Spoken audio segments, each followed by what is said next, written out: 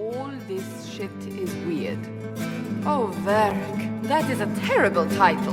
What are you even thinking?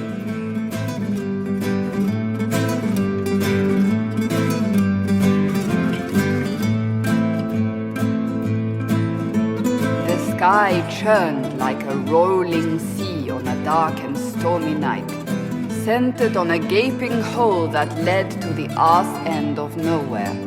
A hole that spit up many things that day, comets, demons, and a whole lot of trouble. It's about the Inquisition.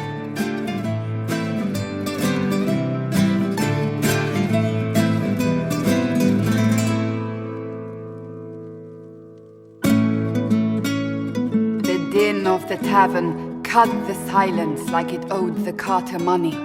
In the middle, in her element, Red Jenny. She looked me up and down, mostly down. "Not playing, weirdy," she said, gesturing with and dismissively eating a sandwich. "Don't write that. Seriously, piss up a rope." Sarah made the subtext text, which suited me fine.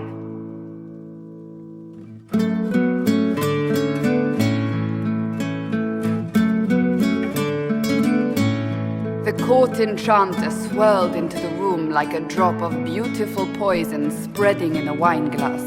She sized me up with a glance. "I'm so glad you made it, my dear," she said. "I am Madame de Fair, the most terrifying person you shall ever meet."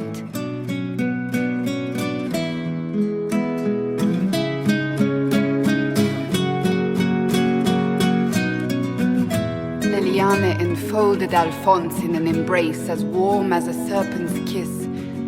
"I always knew I could count on your support."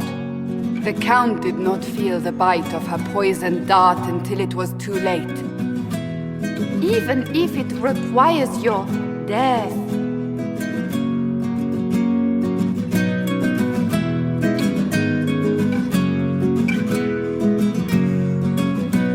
Drops of rain glistened on the griffin medallion grasped tightly in Blackwall's hand.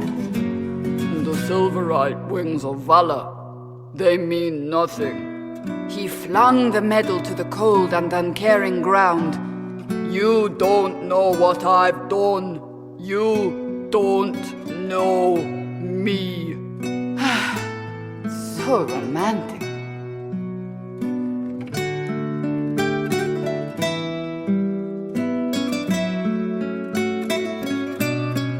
Cole moved like a shadow that also moved like a knife, a shadow wearing a hat where dreams came to die. "It's a riddle," he whispered. "A cold riddle that gnaws at your mind, but you'll feel better when it's gone." That makes as much sense as anything Cole says.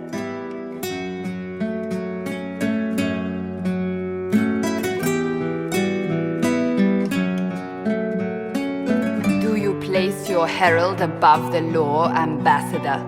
Whose law, my lady? Josephine's eyes glittered like angry opals. The law destroyed by rebellion, by civil war, by poor fiscal management. We are the law.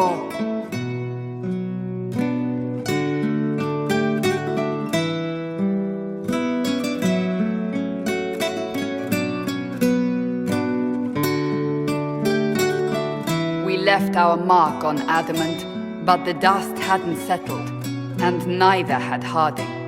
"I can offer you a drink, if I catch your meaning."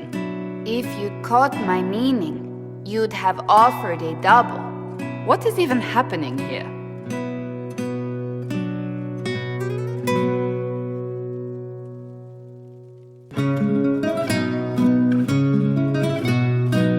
Iron Bull was a great slab of muscle with horns that could hang a tapestry. One eye scanned for threats, while the other hid behind an eye patch like a chantry sister's old sins. "Come on," he barked, not looking back as he entered. "The dancer with the great rack comes on in 5. That is spot on, actually.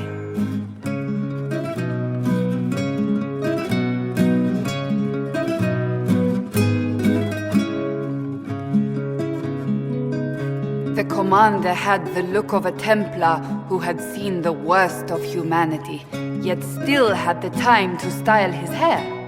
"This isn't just a war," he said, his gaze steely like a dull blade. "It's the only war." Cullen! That's Cullen!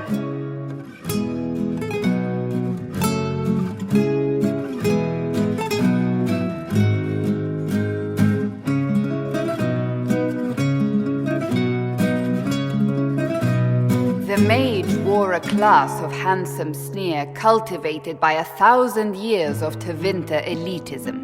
"The name's Dorian," he glared. D-O-R-I-A-N. Spell it right, you marble-headed lump, or it's toad time.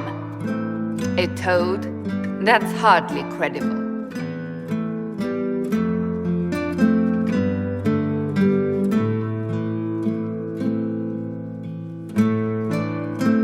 The bold elf spun, mage staff crackling like the city after a good man's murder. "You're crazy!" the Red Templar cried in terror. Moonlight glinted off ears like the knives you never see coming. Better to fade out than burn away. Ugh, Varric.